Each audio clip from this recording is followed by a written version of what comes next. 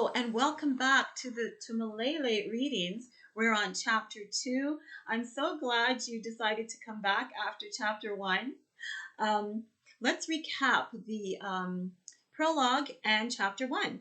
We know that some sort of disaster has taken place on the earth, perhaps related to an asteroid. Because of that, there is a debilitating mist over the entire earth, except for Israel and a special place called Eden 2, an island.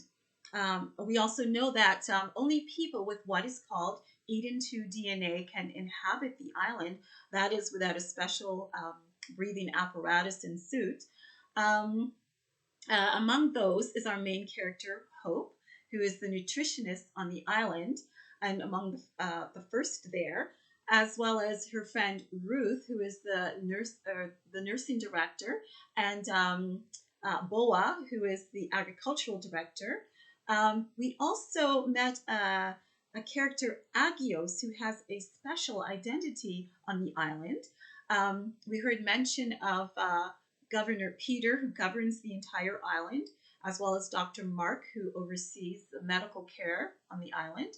And we also heard about Prince Adani, who may or may not be alive, and who apparently built this kingdom in the sky called the Sky Kingdom that might or might not exist. And we know that it's a work-only island. Relationships and families aren't allowed. And also, we heard mention, or we met, the Watcher, who is also on the island, allowed there for a reason, and it's not a good one.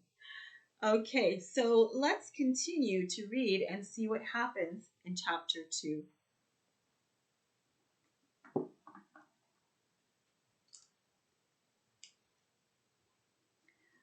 The small military aircraft circled the island, as was usually the case with their visits to Eden 2. It was a stand-in order that had been requested by the VIP on board.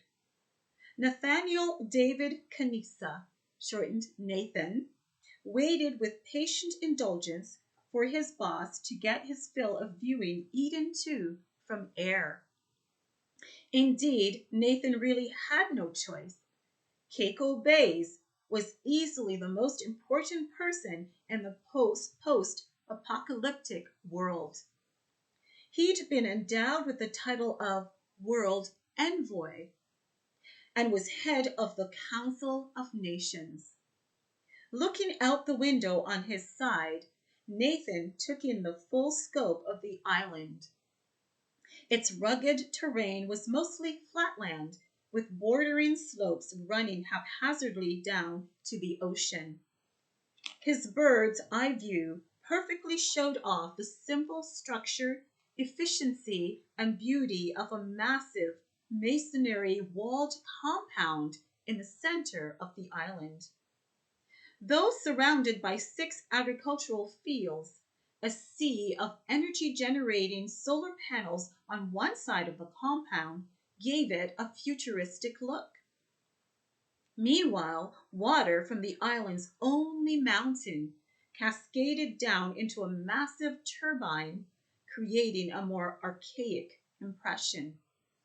The mountain on the southeast edge of the island was bordered at its west side by a great cloud of the mist that had inexplicably formed inland, darker than the general mist. It was like a peninsula extending from the general mist and was known as the Mist Patch. The main building, called the Hub, was in the center of the compound. Its enormous box-like structure had 4 dorm spaces extending from its sides like 2-story strip malls. 2 extended out on each side of the building, while a large lobby protruded out the front. It reminded Nathan of a giant sea turtle. The progressive development of the island community was awe-inspiring. It wasn't only the 5-year-old natural vegetation and infrastructure, the crop and the skilled crews, the management and research. It was also the sense of camaraderie, of belonging to a place, a community that had grown into existence in just 5 short years. Set down, Nathan's boss commanded. The pilot complied by first thrusting the craft up and away from the island, then repositioning for a textbook landing on the island's only runway.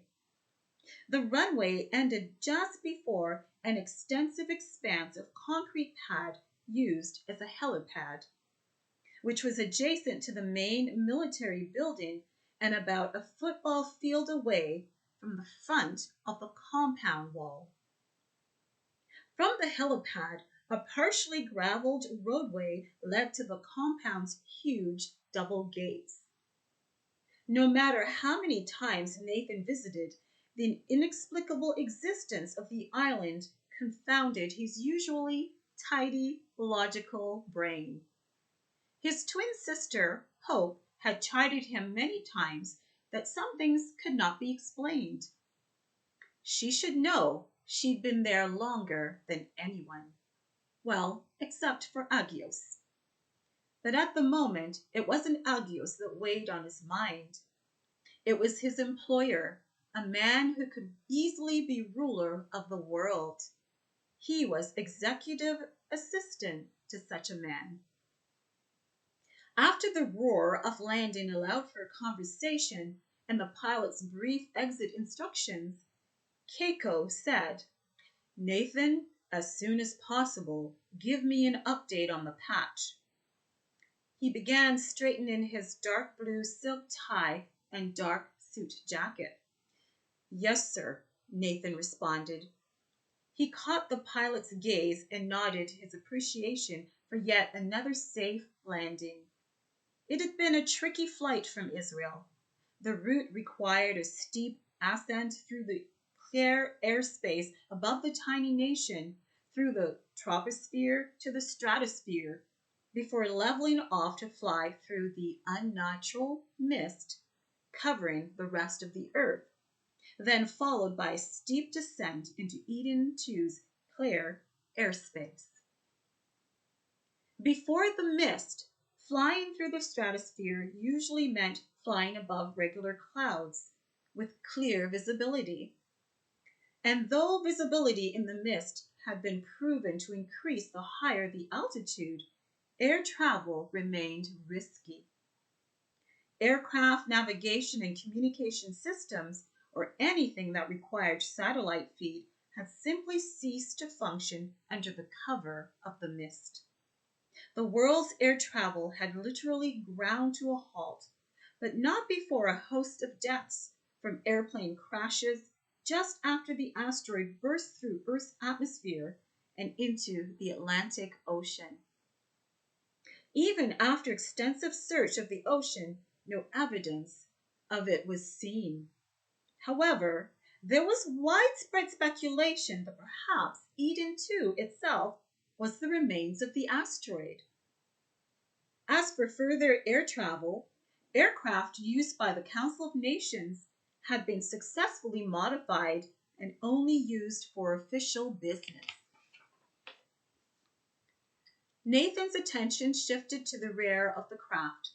A giant of a man, almost hunched over in the confined space, was securing his protective suit. To save. I'll spell that name for you. It's T-S-A-E-B. It's a unique name for a unique reason. Eden 2 DNA blood didn't flow in the veins of Keiko's personal bodyguard, that's to say. The suit he wore was a specially altered NASA suit called a P suit. P short for Protective Eden 2 Apparatus. It was lightweight and efficient with breathing apparatus. Despite having access to others capable of security, Keiko insisted on traveling with the man everywhere. Apparently, they had a history no one seemed clear on, except that Tassabe had once saved Keiko's life. Nathan could feel rather than see to Sabe's stare. He wasn't sure whether it was the bodyguard's antisocial attitude or his strange zombie like appearance that disturbed him more. As such, Nathan treated to Sabe with forced acknowledgement. The giant man pretty much ignored him, but occasionally Nathan would find himself the object of his malevolent stare. I also want a progress report on the Eden 2 DNA. Keiko's piercing ice blue eyes were focused on Nathan, but a faint smile eased the chill. And, of course, set up a meeting with your sister. Yes, sir, Nathan said. A meeting with his sister. Nathan forced the discomfort in his gut to settle. They exited the aircraft. Nathan followed on his boss's right, trailing slightly behind the man's quick strides toward a travel cart, much like a golf cart but broader. These carts were used for short trips around the island. Tasabe followed on the left. The young corporal at the travel cart greeted them, and once they boarded, he drove them the rest of the way to the compound gates. The governor, a big man of African descent, stood with military bearing just outside the open gates, and despite the moderately muggy conditions typical of the island, dressed in suit and tie. Of course, Nathan knew his boss had insisted on as much decorum as could be mustered in a world plunged into a sort of dark age, and the rest of the world's leaders, such as they were, kept the same formal protocol.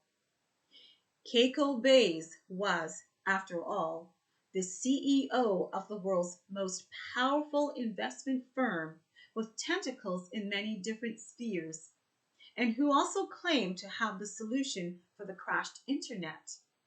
Once the world resumed its online use, his tentacles would obviously invade even further.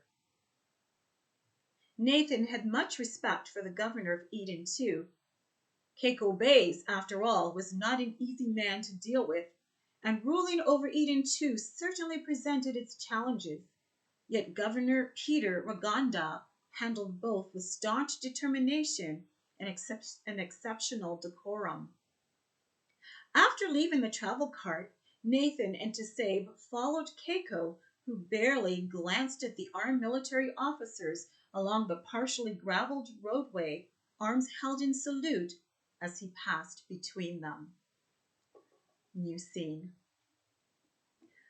Well, pomp and circumstances here. Hope looked up at Ruth's announcement as Ruth entered the Nutrition and Wellness Center.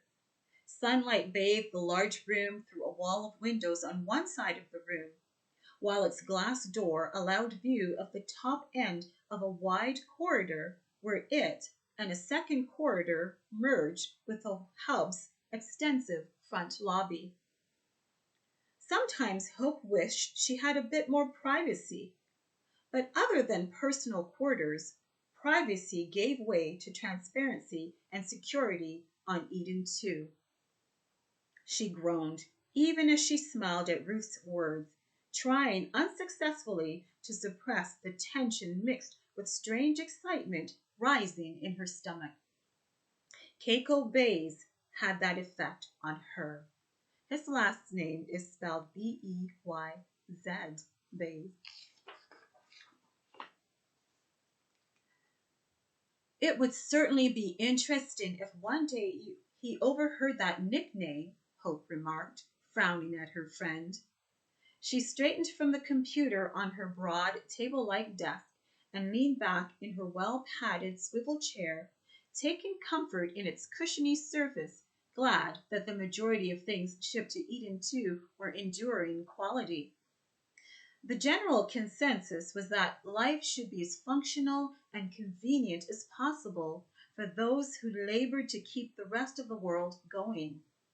Hope, on the other hand, was also provided comfort. Her protest didn't matter. As far as the maintenance team was concerned, She was indeed the island princess.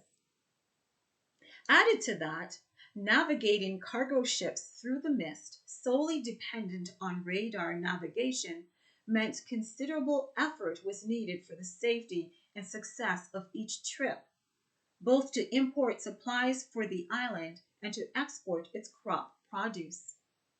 This eased Hope's guilt, knowing it made sense to import durable products. Ruth shrugged before easing onto a padded vinyl chair in front of the desk. She stretched out her legs. My feet are so sore, she complained, kicking off her support shoes. But I so miss the days of dressing up in high heels. She wrinkled her nose and gently patted her short afro. I just don't understand why we have to go through such ceremony every time he comes. Poor Governor Peter, putting up with it all the time. I wouldn't do it. Imagine Boa as governor, Hope said, stretching her arms above her head. He would probably have none of it. She lowered one hand to stifle a yawn. I think he would do very well, Ruth said. Just, he wouldn't be as indulgent. Well, we all know you have a thing for Mr. Agriman, Hope said. Ruth looked annoyed. And you don't have a thing for Mr. Savior of the world? I do? Well, other than Governor Peter, you're the only other person here he meets alone. Hope grunted, pushing herself out of the seat. He's only interested in my DNA. I'm the only known person, other than Agios, who can enter the patch without protective gear. She bent over, retrieving 2 cans of cool beverage from a small fridge close to her desk. Are you sure that's all he's interested in? Ruth asked, accepting a can. Hope opened her can easily, and air fizzed out. Why wouldn't it be? She leaned against the desk, taking a sip.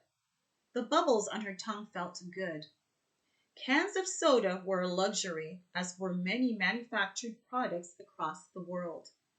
The slowed pace of world travel and manufacturing had created a shortage of products previously taken for granted by the developed and developing nations of the world. And only so much crop could be produced in artificially lit greenhouses. After a satisfying sip, Ruth hugged her cool can to her cheek, closing her eyes. Thank you, she said. She opened her eyes, lowering the can. Okay, back to your question. Let me see. Why would he be interested in you? She squinted as if through a magnifying glass. Tall and slender and fit, perfect cheekbones. Oh, please, Hope grimaced.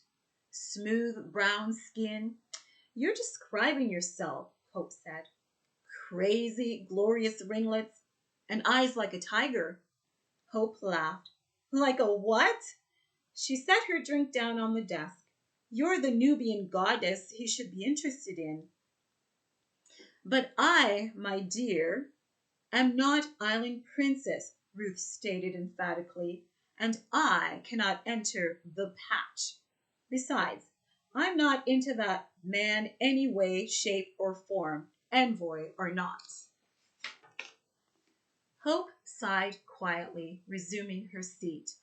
It wasn't understood why she could survive in the mist patch, a large area of the mist that extended about 3 kilometers inland on the southeastern side of the island.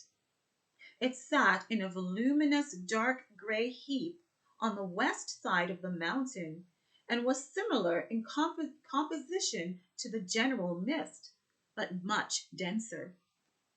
DNA testing had shown no remarkable difference between Hope's blood and that of others with Eden 2 DNA. Agios was the only other person unaffected by the patch, and Agios wasn't one to be questioned, poked, or prodded, so she, Hope Kanisa, was it. I often wonder if it has something to do with my being rescued by Agios and brought here, Hope said, not realizing that she'd spoken out loud until Ruth answered. You mean not being exposed to the mist when it first appeared like the rest of us? Ruth pursed her lips in thought. Maybe this island had special properties at the time, which gave you added immunity.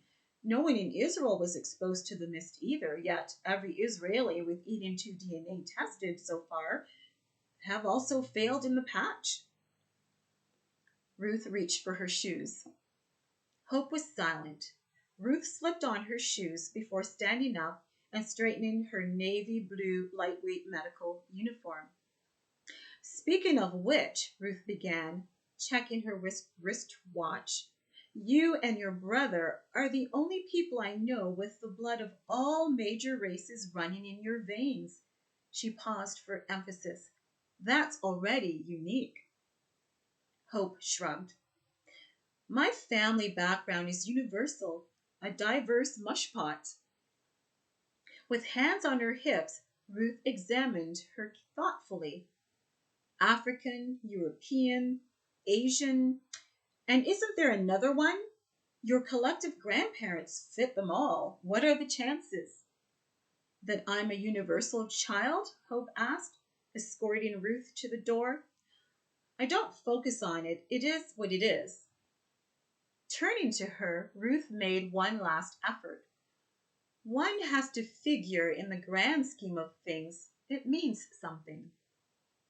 Hope laughed and gently nudged her friend out the door. The grand scheme of things now is for us to help feed the world until the mist dissipates. Which it's doing rather slowly, Ruth said. But at least it's doing it, Hope said.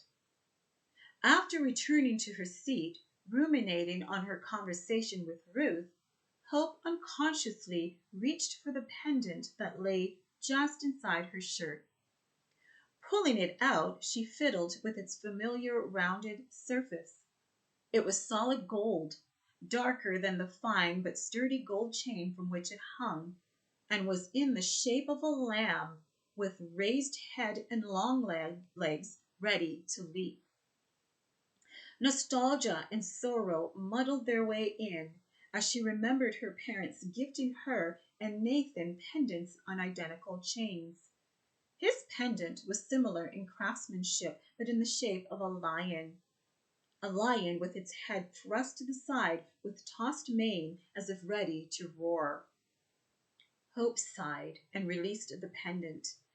Better to return to work, better to focus on the future, uncertain as it was. New scene. Nathan stood outside the glass door of the Nutrition and Wellness Center. Hope was sitting at her desk and seemed mired in work. He knew she took her job very seriously, even before Eden too. Presently, she was the only one in the multi-purpose room. There were 2 areas with couches and coffee tables for relaxing, but it was mostly set up with computer workstations and walls lined with shelves filled with books, manuals, and other learning tools. Hope's work area was halfway back along the window side of the room. Manuals and papers littered either side of her desktop computer. The internet, as they'd known it 5 years ago, had ceased to exist. It had crashed. Communication and sharing of information via computers were only possible between those connected to the same terminal, similar to a base phone and its cordless connections. He and his sister were children of the world, born to PhD parents who had traveled the globe extensively as international consultants on the changing weather patterns. They'd been unplanned but not unwanted. Bram and Sarah Kanisa had become parents of twins at ages 49 and 40, respectively. Abortion had not been an option for them. Hope and he had the same dogged work ethics his parents had practiced before they died, both killed in an avalanche 6 years ago. A year before the world changed. His parents would have loved the challenge of the mist. Hope was unconsciously pulling at her ponytail that lay like a twirly, dark brown cloud with hints of gold over one shoulder. He could tell she was frustrated about something, as was often the case with her, always wanting to solve or enhance a task. Understanding and studying the nutritional variations of crops grown on the island was exciting and challenging. Eden 2's scientists were constantly discovering some new information to add to a growing pile. Without knocking, he opened the door and stepped into the room. Hope looked up from the computer. Her eyes widened. As he crossed the room, he was greeted by her broad, endearingly familiar grin. She scurried from her chair, then rushed around the desk toward him, arms already out for an embrace. "Oh my goodness, Nate, you're here already. He let you come see me already?" She rammed into him, causing him to break and take a step back. Nathan laughed, and they hugged each other tightly. She smelled like fruit candy. "Fortunately for us, he seems a little under the weather," Nathan said, chuckling. "Must have been his meeting with Governor Peter." He loosened his hold and studied her for a moment, then released her, keeping his hands on her shoulders. She was thinner again. "He's already retired to the VIP suite. I'm wondering if Eden 2's atmosphere is actually starting to get to him. And why wouldn't he let me see you? Keiko does have some humanity under that uncompromising exterior." Hope's shoulders shrugged under his hands. "Think what you like," she said. "The rest of us know differently." Her amber eyes remained defiant. "The unanswered question remains," Hope said. "How is he, the only known non-loyal, able to survive on Eden 2 without the suit?" Nathan couldn't answer the question any more than she could. It had been assumed that only loyals had Eden 2 DNA, but Keiko Vase, who opposed everything Prince Adani, was certainly not a loyal. "Anyway," Hope continued, obviously not expecting an answer to the rhetorical question, "it's so good to see you. I know it's only been a few months, but it seems much longer." "World traveling pace has really been brutal," Nathan explained, following her across the room to two small couches and a coffee table. He wanted to engage face to face with the United States again, then travel to Canada, but there is much unrest across the world, some aimed at governments, so safety is always an issue. People are sick of life as it is, especially of living in perpetual dusk. He sat down on one of the couches. Perplexity marred Hope's usually cheerful expression. She sunk into the space beside him, facing him. 5 people, 3 men and 2 women, were rescued last week. In a sailboat of all things. Not one of them had Eden 2 DNA. They'd been exposed for too long before they were found. She paused. "One didn't make it." Nathan let out a long, deep sigh, running his hands over his face, feeling the day's growth. He looked at his sister, his twin. "It's not as if they don't know," he said. "It's been widely broadcasted in so many ways." "I guess they just don't believe it," Hope said.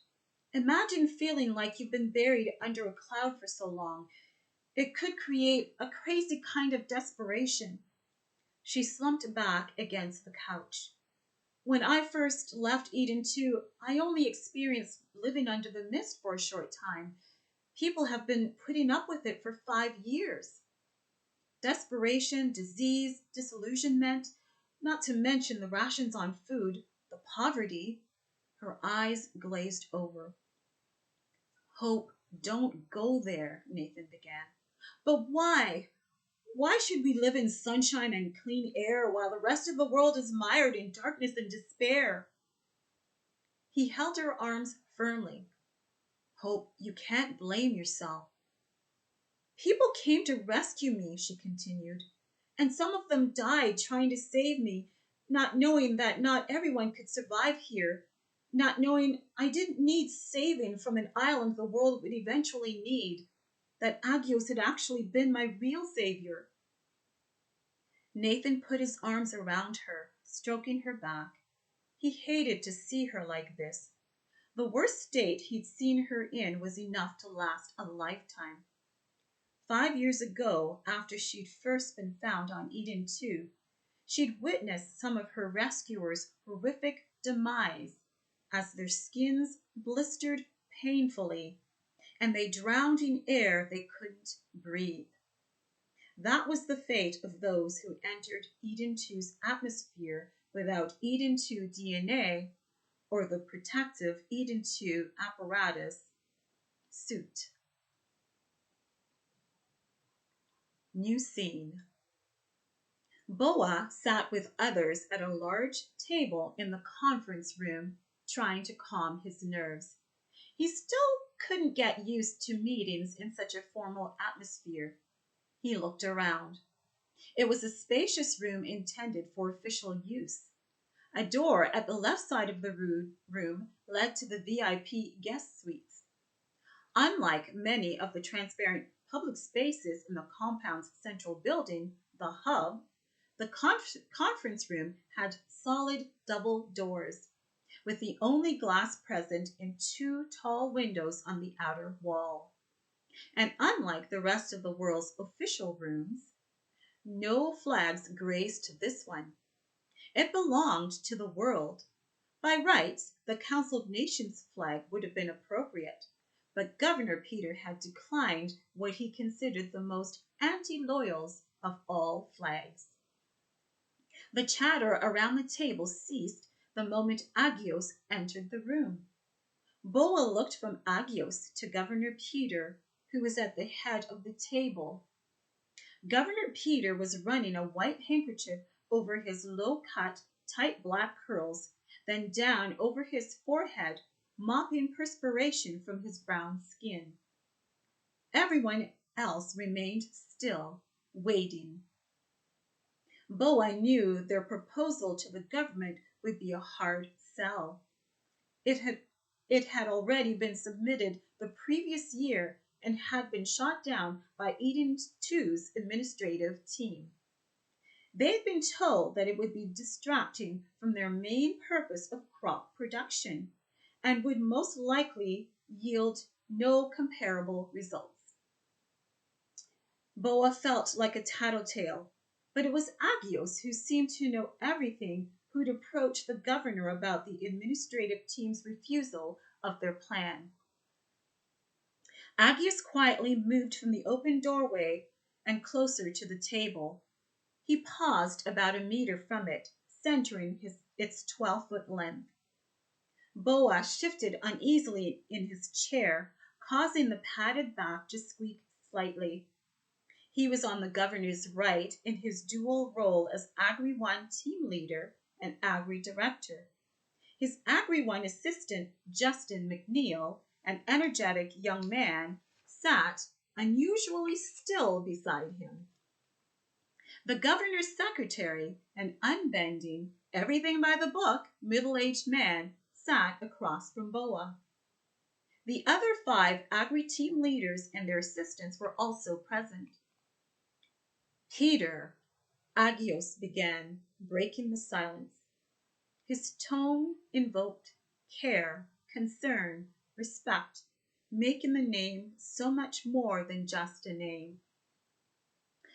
The conditions of the outer world continue to worsen. The shortage of food will also continue to worsen, Agios said. Governor Peter Maganda, for the most part, was an approachable, compassionate man, but he was also a retired president of a major African country and used to giving orders. His formal bearing didn't alter as he sat rigidly, but his gaze was fixed respectfully on Agios, who effortlessly commanded their attention. The men are here with a new idea for improved crop production, Agios continued. They also have another proposal which might not seem feasible, but I give you my assurance as the voice of Prince Adani that it will bring much success. Hear them well. Agios paused and looked around the table as if searching into each man. Confidence flowed into Boa, it seemed from Agios himself. He knew the others felt it too. It wasn't unfamiliar to them. Agios returned his focus on Governor Peter. What they know is more than the experts here have discovered. It will yield a bounty. He ended with an encouraging smile, then turned and walked from the room. Collective breaths being held, exhaled. Everyone looked at Governor Peter, who seemed deep in thought, with his eyes focused on the table. Finally, he looked up at Boa. Well, he's never been wrong, Governor Peter said in a deep, powerful voice with a hint of his native tongue. He looked around the table. Let's be orderly about this. He looked at Boa. Boa, you have the floor. And that takes us to the end of chapter 2. A lot packed in that chapter for sure. And we see more of Agios's role on the island, as well as we have met Keiko Bays. So I hope you join me next time for chapter 3. Take good care.